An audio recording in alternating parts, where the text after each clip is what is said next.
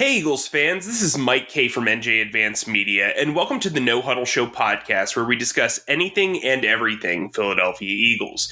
You can read our content on NJ.com/Eagles, bookmark that, and you can subscribe to our exclusive Eagles Insider Tech service, where we'll break news, give you insider observations, and provide in-depth analysis.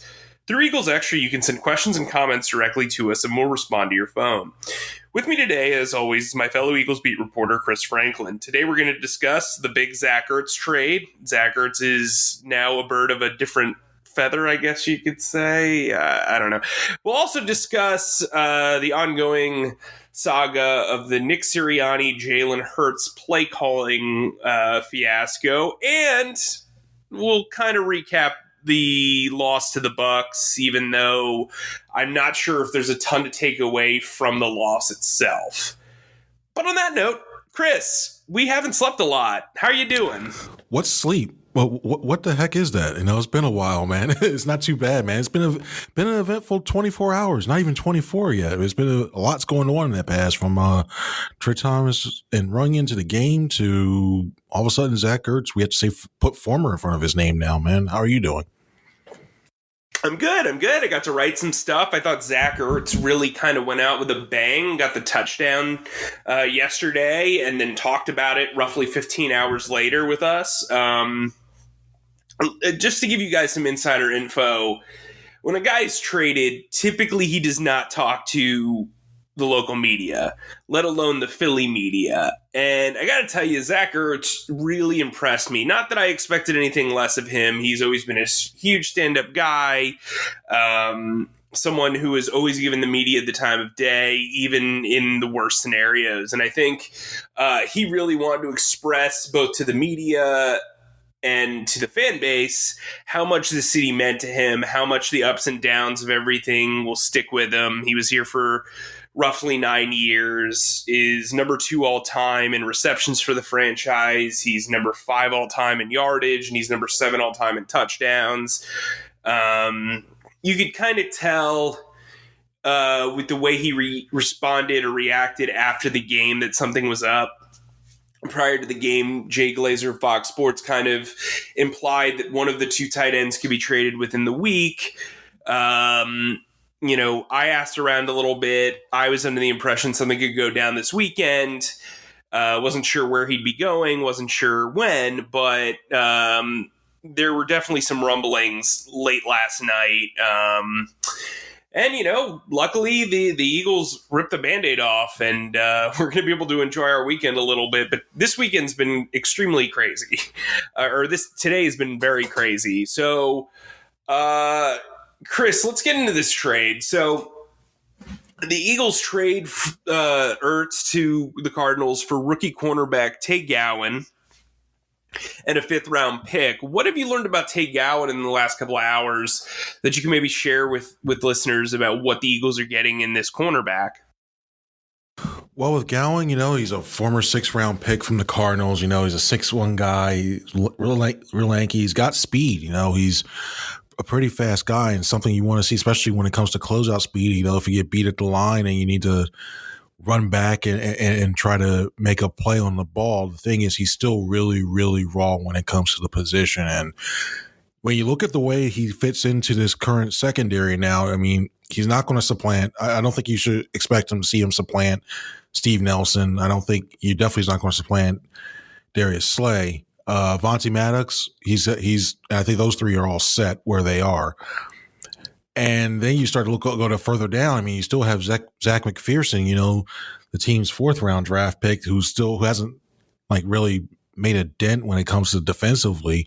So he fits right now, the way I look at it, he fits right behind Zach McPherson, but ahead of Mac McCain, who has been inactive for all the games that he's played so far. So when you look, I think overall, it's more like to me, it was like a lottery ticket trying to acquire him in this trade. And you hope he can spend time with the defensive coaches, start to develop a little bit more, and become a contributor more likely for next season to try to get used to the way the system is, and then get acclimated to the city and the organization, and then have him compete for a job next year. I think that's where you're looking at for this. But Yeah, I personally, I think don't expect a big impact, immediate impact from him right away.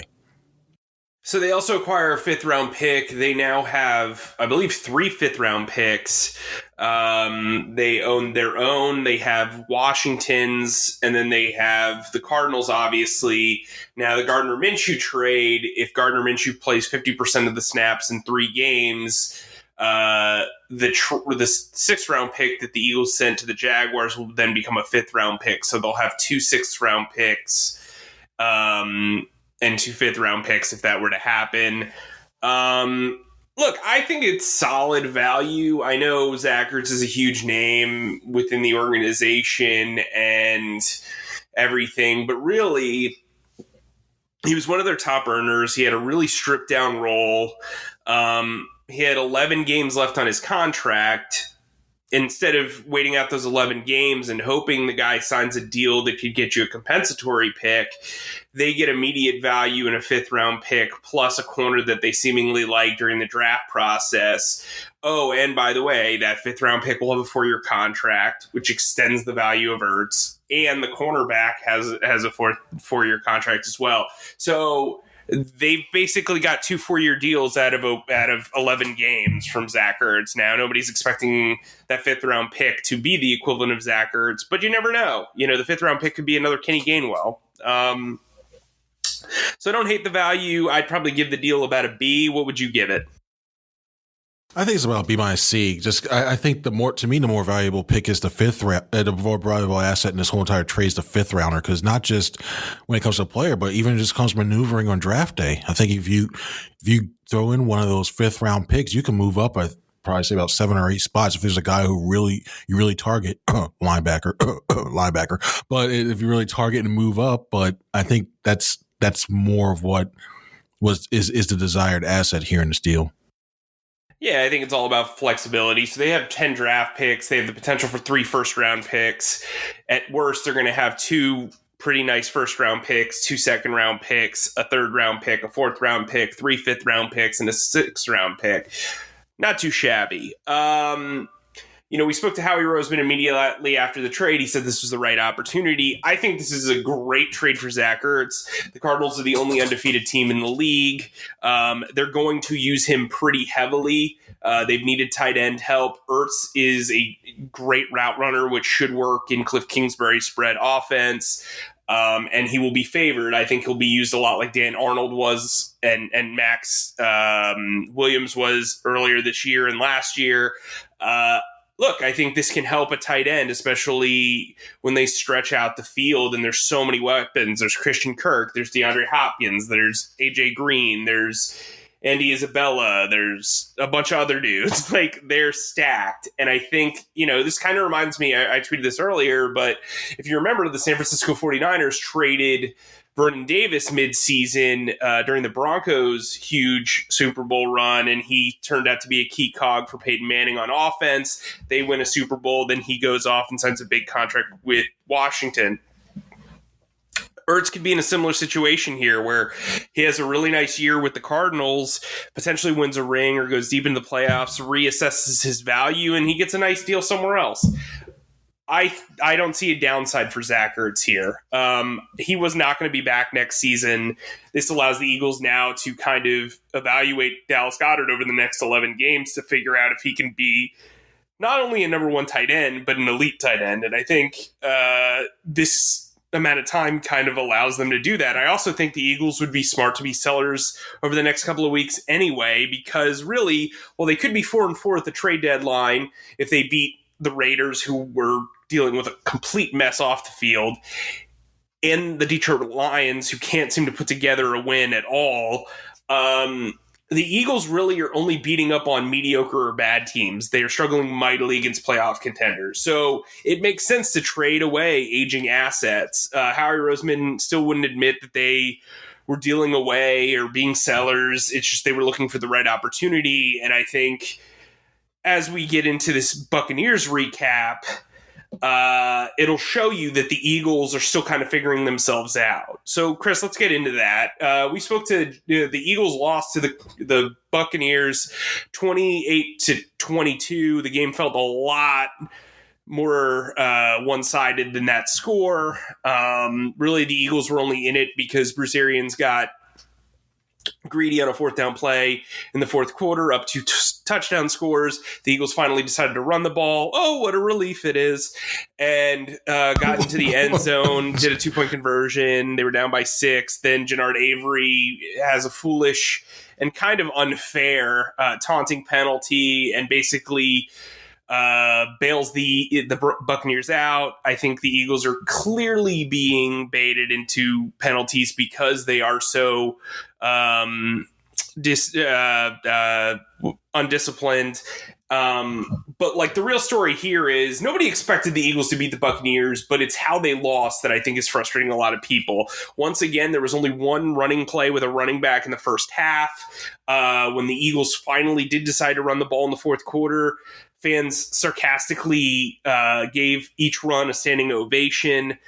Like, I get that the running game is kind of a pound in narrative for the past month or two, or even really the past 20 years. But like, this offense is so one note, and it is putting so much pressure on a second-year quarterback who is both inconsistent and inaccurate at times. And I just don't know how you can be successful as an offense with putting every single decision and every single snap on this kid's shoulders.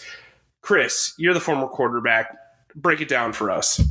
Oh, well, I think everybody realizes that the NFL pretty much is a passing league right now, and it's never going to go back to the times where, you're going to see like a true 50-50 split or a 40-60, pass to run ratio. But you do have to run the ball at least to establish everything else, even if it's just to give him even if just go ahead and get a break to Hurts' arm, or to alleviate him from getting hit. And I don't know what it is about the Eagles taking a long time, as Nick Sirianni particularly calling the plays, taking so long, wait until the second half to decide, hey, you know what, let's go ahead and run the ball and establish the run and run right at teams, because by then it's too late. How many times have we seen that on first down? It's almost predictable now. First down, you almost start to look at an RPO's coming, and the defenses. And I saw this. I think I told you this in the press box. Like, you see, like the way that the linebackers were toying with Hurts in the offensive line right before the snap. They look like, and they were just going to the flat area, and all of a sudden they go right to the area, the read area, and they and basically confound that side that are running the RPOs. And the RPO is a nice thing to have in your back pocket, if you actually do the first thing, which is actually hand the ball for runs. I know there's more complex to that. You have the counts in the box, all that other stuff. But there's a lot to be said with Brandon Staley, the Chargers coach, said a couple weeks ago about just lining up head on head against a team, even if they're tough to run against, and just running it down there and say, hey, you know what? We're not going to shy away from this. We're not just going to say, hey, you know what? You're just a better run stuffing team. We're just going to pass. You got to bring some physicality to this table with this, because if I'm an Eagles offensive lineman right now, I'm asking Jeff Stoutland, like, can you please tell Nick Sirianni to actually let us run the ball? Because they're absorbing so many, they have to keep dropping backs, and it gives the aggressiveness to the opposing defensive lines. They don't actually get a chance to assert themselves in the running. And lo and behold, when they actually do run the ball, it's success. So I know when we talked to Nick Sirianni this afternoon, he said they're going to do some self-scouting and that. But I think they have to not only do self-scouting, but look in the mirror and actually say, hey, you know what? You actually got to live up to running the ball no matter what the success is, especially early in the downs and early in drives. Yeah, and I don't think this is a matter of like peer pressure or fan pressure or anything. I just think it's logic, right? Like the Eagles are going like massive amounts of time without handing the ball off to Miles Sanders, who came into training camp and as considered an ascending talent and walked out of the summer being like a bystander in a pass-happy offense. Like it just doesn't make sense. And like, I'd understand if they had no talent at running back. I'd understand a little bit more if the wide receivers were constantly getting open. But what happened yesterday was they had 3 drives that lasted basically 12 yards or 12 plays total. They ran the ball once during those drives. And I didn't have an issue with the play calling because guys were getting open. But eventually, when a smart defense realizes they don't have to play the run, they start playing zone coverage, and there's less and less separation in that zone coverage for the receivers, and that's why they struggled to get open. And I just think you're asking a lot of your wide receivers. You're asking a lot of Jalen Hurts to put this on his arm. And I just don't think he's accurate enough to be dropping back 20-something times in a first half. I just don't think that's his game. And we talk about, like, trying to appease his skill set, but really all they're doing is hindering it because they can't be one-dimensional. The whole point of Jalen Hurts is that he's a dual-threat quarterback. Well, in order to threaten defenses, you have to be able to give another threat other than the one dual-threat quarterback, or it's become, it's like Cam Newton was like a one-man wrecking crew for a while, but he is so much more significantly talented than Jalen Hurts. He's also bigger. He's also got a better arm. Like, you can't just put this all on this kid who a lot of people came into the season not even thinking he was a top 25 quarterback, but suddenly he's the key and the answer to everything on your offense. He's the judge, the jury, the executioner. He's the appetizer, the entree, and the dessert. Like, that doesn't make sense to me. That's not a way to win a ball game. And I just think the Eagles are beating mediocre teams right now, and that's fine, but they're never going to grow if they can't set the tone early with running plays. I just don't know how that's feasible.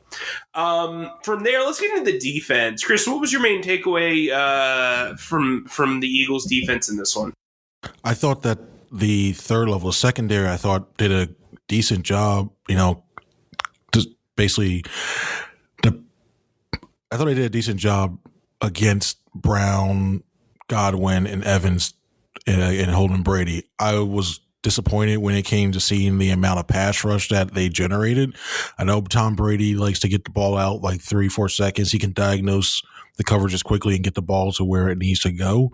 But the fact that they got some hits on them, but the fact they weren't able to consistently get pressure on them, I thought that was an issue. But my main gripe right now, and there really has to be a true overhaul on this team. And I know it's a lot. It's been made note of a lot, brought to light a lot, but these linebackers just aren't it.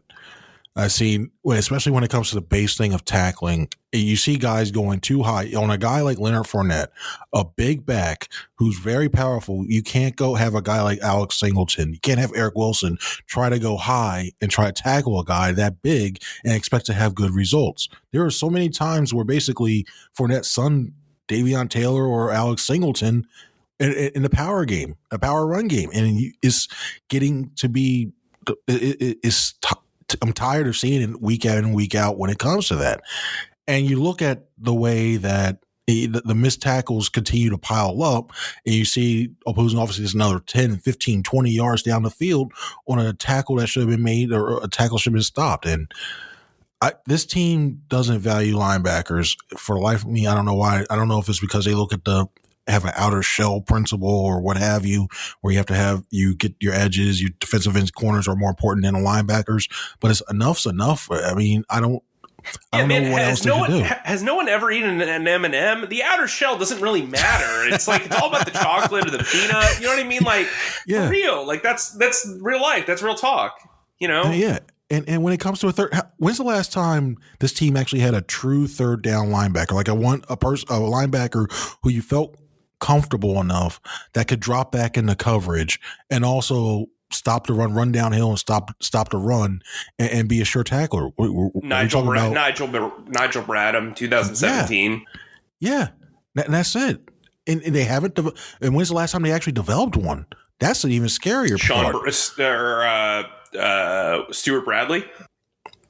You're being kind with that one. Yeah, Omar Gaither. I don't know. But no, your point is well received. I think, look, this team's got a lot of draft picks, and they've got to start prioritizing youth at positions that they don't normally prioritize youth and money into. And I think linebackers at the top of the list.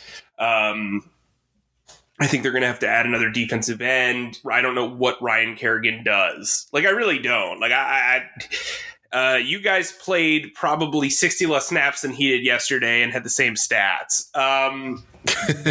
So let's get into our final thoughts. I guess looking at as they get into this mini bye week, what's the one major thing outside of the run-pass ratio that you'd like to see the Eagles improve upon out the gate against the Raiders? I like to see them change their mental focus coming into a game. I don't know what it is. They have to find out why they're starting out slow in so many of these games. And you think, especially offensively, teams normally script the first 15 plays. So you know what you're going to run right in there just to see what other teams are going to adjust to that. And we heard Jordan Mailata pretty much say it yesterday. The Buccaneers knew what they were going to do, and the Eagles were slow to adjust. And they really have to find a way. I don't know what it is. I don't know if it's pregame. I don't know if it's the pregame meal. I don't know if what they're seeing or the play call, whatever they have to do. They have to find a way to get quicker starts because they're just digging themselves into too many holes, and it takes a lot of energy and exert a lot of stuff to try to come back week after week. It's not sustainable. It's not a way you can be competitive. And for the life of me, I don't know what it is why they start coming out so late. Maybe that's going back to running the ball as to feel more comfortable, but it's just crazy. I don't know why they get to the slow starts, man. What do you think? What are you looking forward to? I've preached a lot about not making overcorrections, but I think when you look at the struggles that they had in Carolina and the struggles that they had against Tampa Bay, they were kind of compacted because you can't really switch stuff up on a 2-day walkthrough, right? Like it's not 2 days of walkthroughs are not going to allow you to really change your scheme. Now that they have like an extra 3 days to work on this as both the coaching staff and give some guys some time off, I'd just like to see them overcorrect overall. Like, find what's going on offense and defense that has just left them rudderless. And I also think, look, words are nice, but like Nick Sirianni screaming at people about discipline isn't really going to do anything. I'd like to see there be some culpability and some, accountability. Guys maybe getting benched, guys maybe losing their spot on the depth chart, guys maybe being pushed down to the practice squad because of mistakes and mistakes that are easily avoidable. And I think that's really what needs to happen. I think this team is fighting and they're playing strong. I don't think they're extremely talented. I don't think they've been particularly well coached as of late. But I'm not really ready to pack Nick Sirianni's bags and head him back out to Indianapolis. I think this team is growing. I don't think they're that good. They've played a lot of really talented teams at home and then playing Dallas. I think Dallas is a legit contender. It hasn't been easy, but I think we're going to learn a lot about this team with how they try to bounce back against the Raiders and the Lions. And if they lose one of those games, the season's essentially should be like considered a bust, and they should just try to win with the young talent they have. So we'll see how that goes moving forward. Real quick. You brought a very good point. I'll make it a brief point. He really does need, just like Andy Reid had trouble going on, Sirianni really does need his George Hegeman moment where he just says, hey, you know what? You guys don't do this the right way. This is what happens to you. I don't know. I'm not saying he needs to cut somebody. Maybe that's what it takes, but he really does need his own George Hegeman moment. Maybe it's dropping Ryan Kerrigan. Who knows? Stay tuned. But you know how you'll find out about that first? Oh, wow. That's what's called a transition. Good tease. Eagles Extra. Sign up for it, NJ.com/text. Chris and I have a lot of fun on there. We do exclusive Q&As. You'll get information before it hits Twitter. You'll get analysis before it hits Twitter. You'll get some insight that you wouldn't get anywhere else. Plus, you get to text Chris and myself, which my parents don't enjoy texting me, but I'm sure you will. Also, remember to subscribe wherever you get your podcasts, to the No Huddle Show podcast. Send us your 5-star reviews, your comments, your questions, your inquiries. We love hearing from you, especially when we've had a full night of sleep. For Chris, I'm Mike. We get blah, blah, blah, blah, blah, blah, blah, blah, blah. Keep that in. Don't edit that. All right. We'll see you next week. We're very excited to head to Vegas, and we are very excited to cover what should be a very interesting week 7 now that Zach Ertz is a member of the Arizona Cardinals. Toodaloo, and have a great weekend.